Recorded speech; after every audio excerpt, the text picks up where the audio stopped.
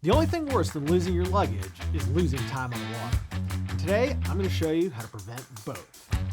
One of the best things about fly fishing is taking a trip to a far-off destination. And unfortunately, that also comes with a few negatives, which is to say, dealing with the airlines.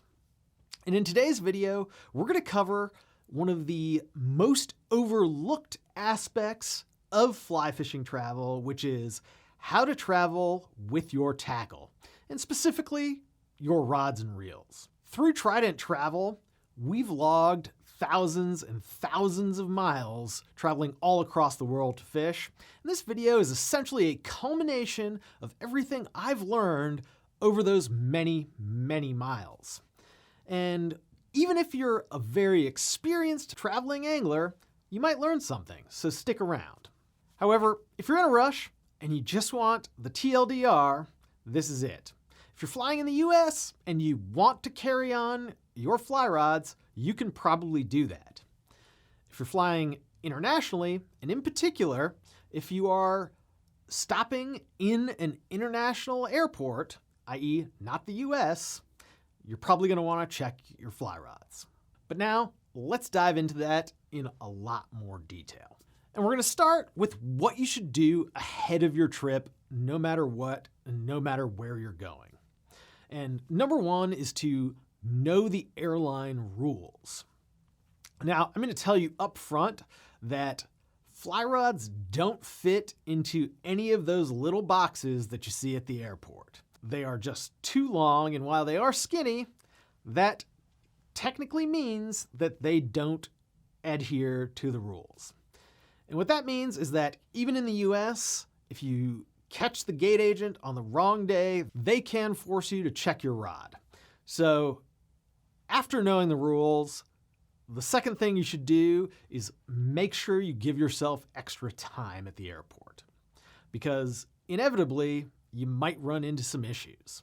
And lastly, you're going to want to make sure that you label everything.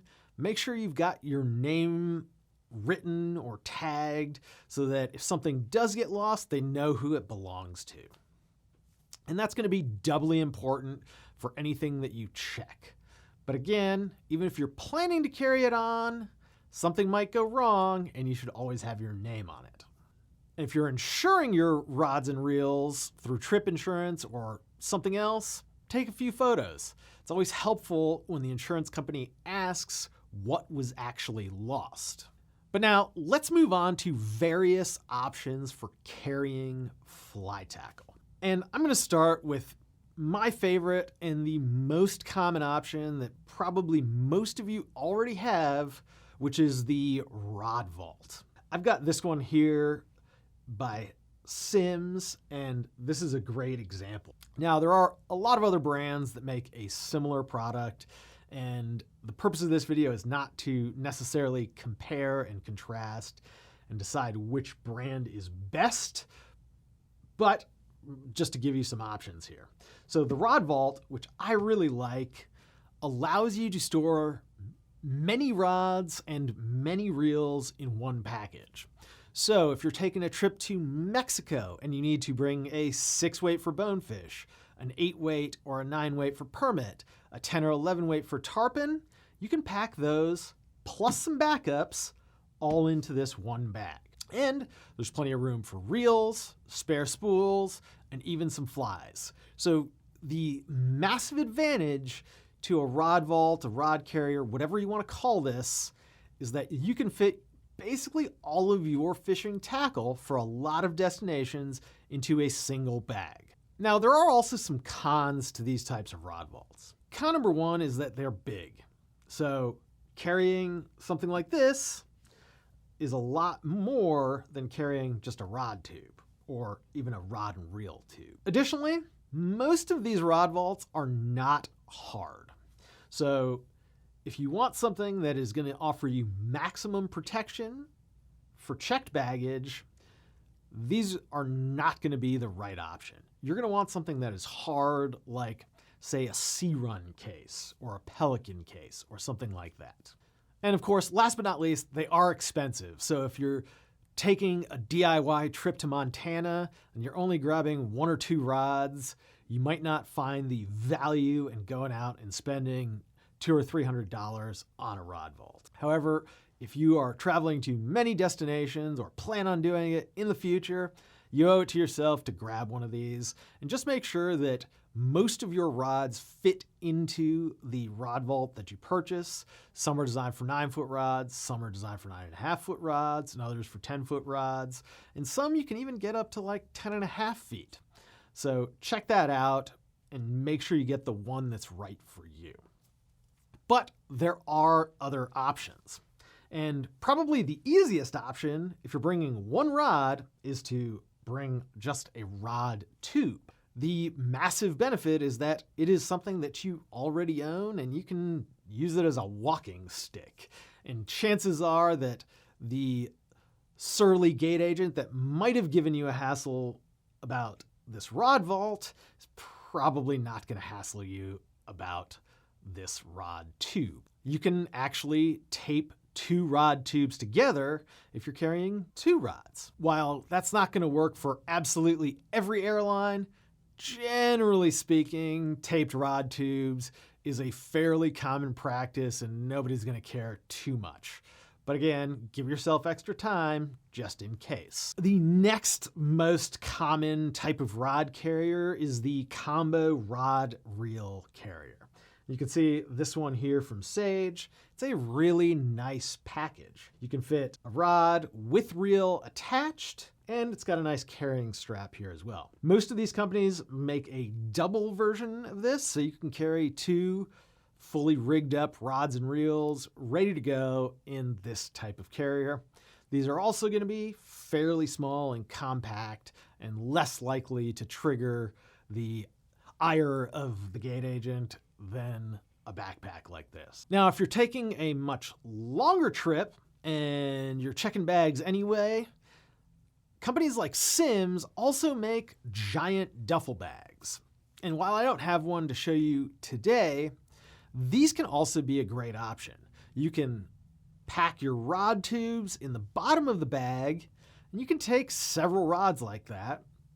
And then you can throw your clothes, your waders, everything on top to give it a lot of padding. And while this is going to be a massive bag that without a doubt is going to be considered oversized and you should expect to pay those fees, it's also most likely going to be a one bag solution.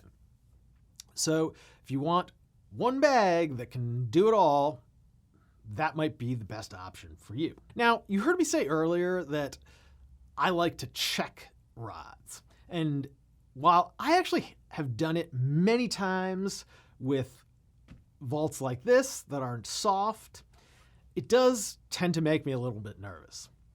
So if you want something that is going to offer a lot more protection, I would recommend opting for a hard case. That's going to be something like C-Run if you like that higher quality, nicer organization, or something like a Pelican case if you want something that's just burly and beefy and the most likely to stand up to the baggage smashers. While you're not going to be able to carry that on, you are going to be able to check that and have a lot of peace of mind that it's going to work. And undoubtedly, there are more options than this out there. These are just sort of the most common ways to carry rods and reels. But of course, if you have a favorite way of carrying, let us know. Leave us a comment. Fellow anglers can absolutely use your help. But now let's move on to the question of whether or not you should carry on your rods and reels or check them. And this one gets a little bit tricky. Of course, if you've got time to deal with lost luggage, you can always check them. And as long as your bags are relatively small, certainly something like this, you shouldn't incur any oversized fees. However, if you're using a large, oversized bag, like something for spey rods, I would expect that the airline might charge you an oversized fee. Even if it feels unfair, just be prepared to pay that $100 or $200. And if you don't end up paying that fee, feel good. You just got away with it. But now, back to carrying on versus checking. There's some great reasons to carry on. First, you're going to have your rods and reels with you the whole time. That means you're not subjecting them to the baggage smasher. Second, because they are with you, you're not going to lose them. So if you're flying an airline like Air Canada that loses luggage more than it delivers luggage, that's a really nice thing to have. And third, you're not going to be subject to any oversize fees because if they're letting you take it on the plane, they're basically allowing it to happen. Of course, the downside is they might not let you take it on the plane, especially if you're on a smaller commuter flight. You might have to gate check it, so that's going to put you right back into that checked luggage bin. Another downside with carrying on is that if you're in Group 8, these are kind of tough bags to get into an overhead bin. Overhead bins are designed to fit those nice wheeled bags very efficiently. Rod vaults, not so much. Generally, you can squeeze a tube in, though. But if you've got oversized baggage, you probably at least will wish that you're in Group 1 or 2. The other downside, and this is going to apply mostly for international travel, is that on the way back, you might not be able to carry it on. So I always say, even if you're carrying on, you should always be prepared to check it. As you might guess, the pros and cons of checking bags are pretty much the opposite of that. You're going to get a hands-free luggage experience. You're going to guarantee that you are allowed to travel with your rods and reels. You are risking baggage handlers damaging your expensive equipment. And you're also risking the airline not getting it there on time. And last but not least, you're risking oversized fees, but generally speaking, if you're traveling with 4-piece fly rods, I haven't run into too many airlines who are going to be assessing those fees. So I view that as a low risk. Now that you know the pros and cons of carrying on versus checking, are there times when you absolutely must choose one over the other? And I think that breaks down into 2 categories. One is US travel, like going from here in Maine to Montana, and the other is international travel, which is going to be anywhere outside of the United States. Within the US, well, like I said, you can always run into a particular agent that won't let you carry them on. Generally speaking, you're going to be okay. People understand fly fishing equipment, people understand English, and they're probably going to be okay with you carrying on a bag like this. A rod vault might not qualify as a personal item, but if this is your one piece of carry-on luggage, you're probably going to be okay. If you want to take more, I hope that your backpack is very small. And that's going to apply to both getting there and coming back. Within the US, you're probably okay. And I'm going to extend that a little bit. Generally speaking, in Canada, you're probably going to be okay carrying on rods and reels. Of course, Canada has different rules than the US, but generally speaking, you're fairly safe in Canada with rods and reels. But now let's talk about international flights. Generally speaking, if you are making a stop in an international destination, so let's say you're flying to Bolivia from Miami. If you have a direct flight to Bolivia, you're not making a stop. But if you're flying through, say, Bogota to get to Bolivia, you are making a stop. If you are making a stop somewhere that is not the US, we strongly recommend checking your rods and reels. In Colombia in particular, they really don't like when someone gets off an airplane with something that looks like this. I'm not sure why or what has gone on in the past there, but do not recommend bringing something like this to the airport in Bogota.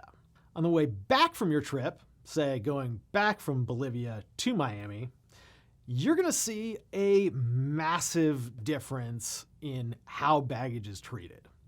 I've been to places that allow you to carry on. I've been to places where the right security agent allows you to carry on. I've been to places where rods are okay, but reels are not. been to places where hooks are not okay.